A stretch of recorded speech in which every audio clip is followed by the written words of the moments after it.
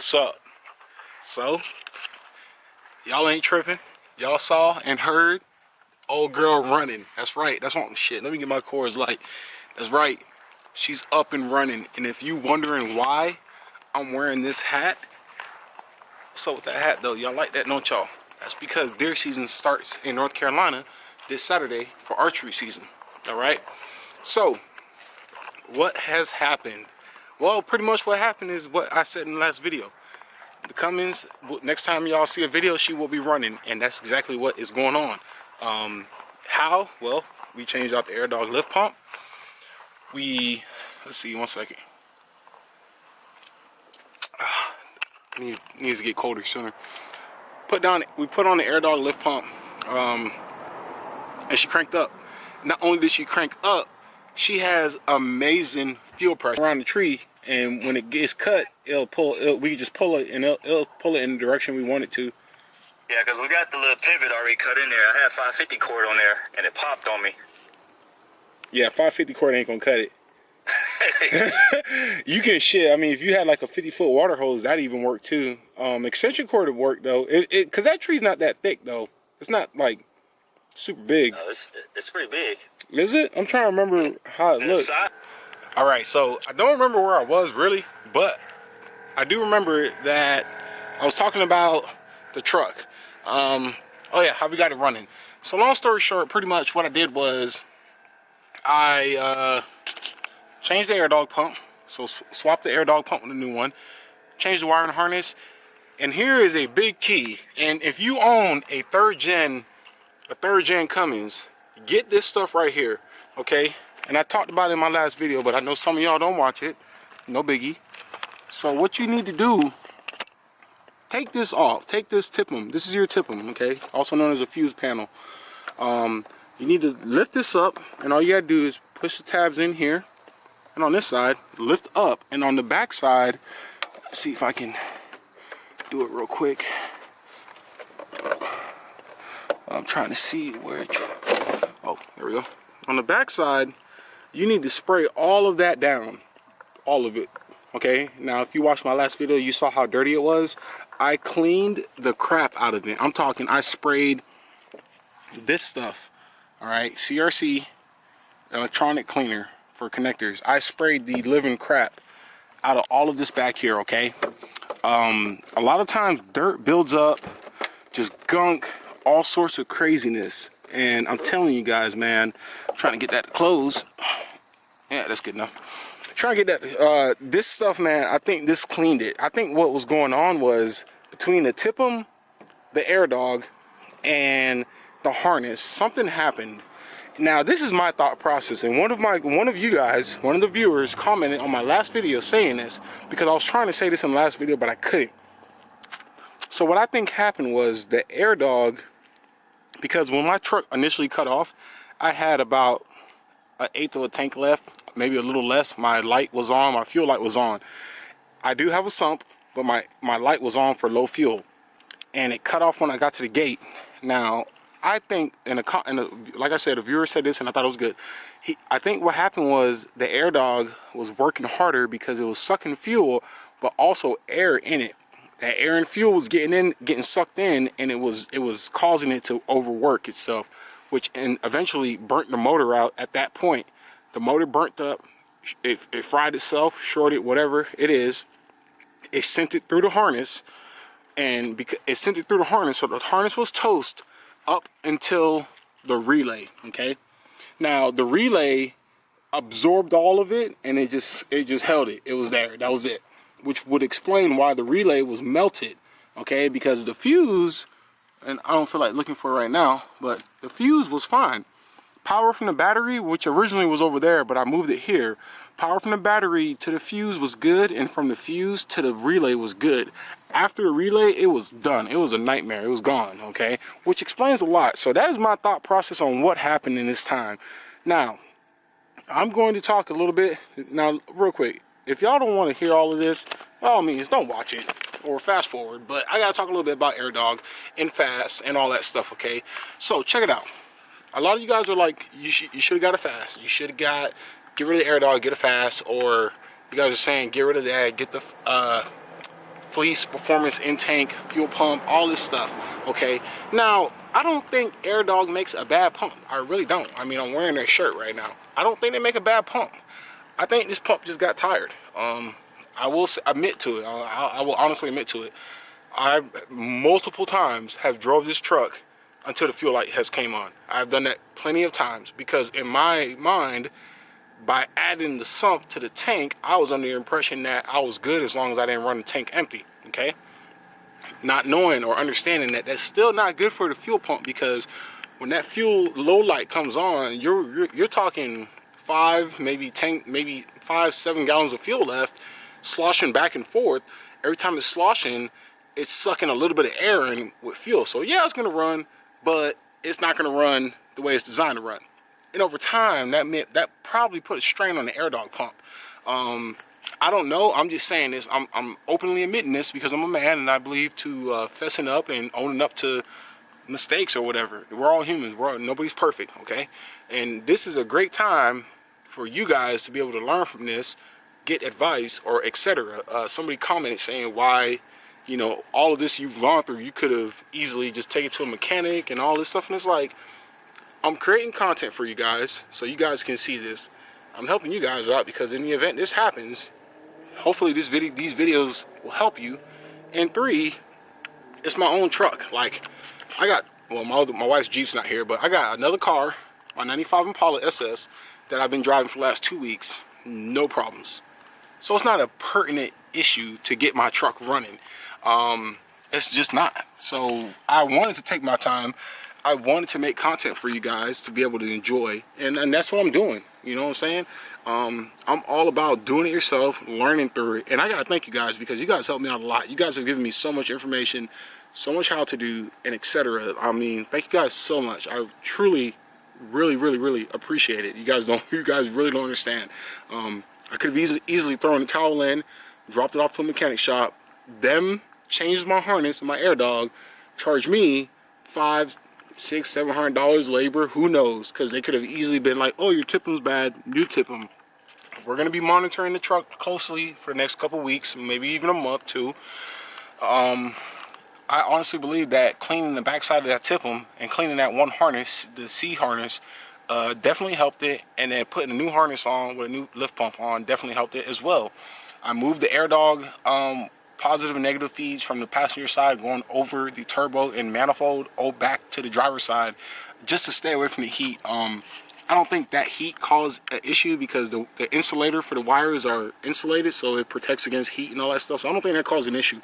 But just to feel safe inside and, you know, feel good about it, I moved it to the driver's side. That way it's away from all the hot stuff. I ain't gotta worry about no wires getting frayed or burnt or anything like that. So, you know, it's good. It's good, man. You know what I'm saying? So we got the new pump on. It works awesome. Fuel pressure is amazing. I've never seen higher than 16, 17 PSI on the truck ever. I've thought about adjusting the fuel pressure up to like 19-ish just to kind of help it out with the bigger turbo and stuff. Just never got to it yet because I actually was going to make a video on that, but I don't need to now. I haven't drove it yet, so we're going to get ready to drive. Oh, also, and then with the fast. Okay, so Air Dog fast. Hey, check it out. I said it in my multiple other videos. Which one, Air Dog or fast? Same thing. Lincoln, Cadillac, BMW, Mercedes, Chevy, Ford. You know, you see what I'm getting at? Like, they're all good vehicles. They're all good. It's just which one you want to buy. Yes, the Air Dog is slightly more affordable because they were the first ones, and it's just more affordable. A little bit. It's not a whole lot. I think it's like $100, maybe $80, something like that. But what I can't talk about, and you know what? Let's get the truck loaded up. I'm gonna get the truck loaded up. We're gonna get back on camera, and then I'm gonna do driving, and I'll be talking. All right, give me a second.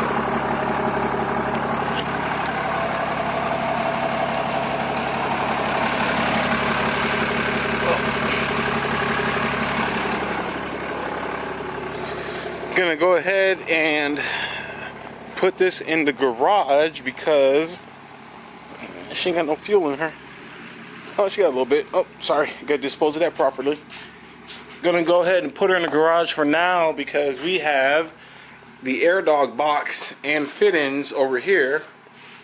and I got a prepaid shipping label in the house. I'm gonna package, clean this up, get it ready for shipping back to AirDog. But yeah, so I'm gonna go ahead. I need to go inside real quick, wash my hands, and grab my keys, and well, not my keys, my wallet and stuff, and we're gonna.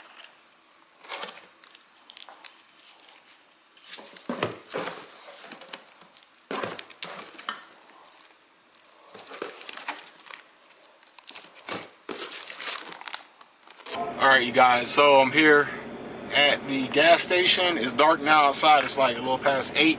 I went to my buddy's house. When I stopped filming, I went to my buddy's house, helped him cut a tree down in his backyard. So for those of you that don't know, I do live in eastern North Carolina, Jacksonville, North Carolina. That's where I'm stationed at. We got a hurricane coming, Hurricane Dorian. So apparently she skimmed past Florida, didn't do nothing, but it's still projected to hit here. I'm not sweating it. Me and my family, we're good. We got everything we need. I guess the last thing I needed really was my truck running, and now it's running, so I'm extremely happy. So now I'm gonna fill her up. Right now she has like 1/8 of a tank, which, long story short, she needs fuel. I'm gonna top her off. Let me see if I got it right here, if I can pull it out. Ta-da! We got that Amsoil diesel. What is this? Injector clean and cetane boost. This is going to be awesome for the injectors to help keep them clean. We have a brand new lift pump on here, and the last thing we want to do is have any dirty, nasty. Let me turn my. There we go. Last thing we want is any dirty or nasty fuel getting into the fuel system. My fucking brim is all crooked. It's aggravating me. Yeah, we don't want any nasty stuff getting into the truck. But while we're waiting to fill up, though, you know, I think I left off talking about like fast versus AirDog. I think I talked about that. Oh, AirDog experience. Okay, so is AirDog bad? No, it is not a bad lift pump. I still will highly recommend an AirDog pump. I think a multitude of different events over a period of time caused my pump to go bad. That, or maybe I just had a bad pump assembled way back. But I tell you what, it's okay. It's okay. It's not okay, but if a person makes a mistake, it's fine. If they're willing to accept it, own up to it, and correct it, that is what matters more than making a mistake. You can make a mistake all day, but are you willing to correct yourself and fix it and move on from there is what matters in life. And with AirDog's customer service, I can 100% say and look this camera straight up and say that I believe AirDog stands behind their product, because you're talking a company next day a lift pump to me. They shipped the lift pump yesterday. It was on my doorstep today when I got home from work. That is customer service right there, folks. We pay a lot of money for these lift pumps. Everybody knows that these pumps are well past $500, and for something to go wrong is a huge inconvenience to us. It really is. If there's one thing I did have to say to AirDog, I would hope maybe down the road they upgrade their wiring harness, maybe put a beefier harness in there or something a little bit more solid. To each his own. That's just my personal opinion as a customer. But if not, I tell you what, I will 100% back for AirDog, and that is why I'm wearing a t-shirt right now, because after all of this going on, AirDog could have easily been like, hey bud, sorry, SOL, or hey bud, you bought this over a year ago, no good. Like, they could have easily done all of that stuff, made this experience horrible. But the fact that AirDog was willing to message me personally on Instagram to reach out to me for help and for guidance, or reach out to me for assistance, to assist me and to give me guidance, shows a lot in the company. They even went out their ways, because I kind of talked to them. I'm not going to talk about what we talked about, but they went out their ways to send me free fuel filters and water separator filters for my truck, and this t-shirt, which they did not have to do. This is not a paid video. This is not a sponsored video. AirDog does not sponsor me. I pay for my pump 100%, and it's warranted just like any other pump. But the fact that they were willing to back me up on this and come and help me and tell me, hey, if you need any help, hit me up here.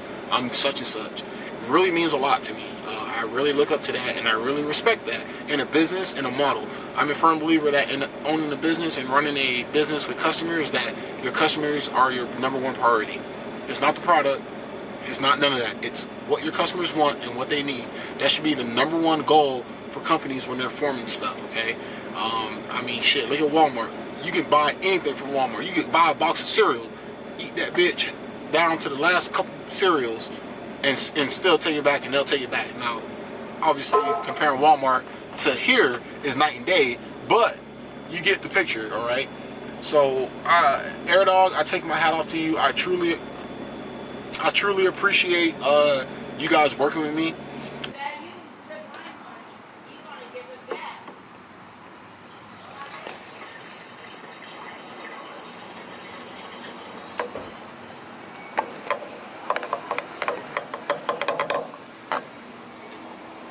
Alright, you guys, let me make sure it's not something. There we go.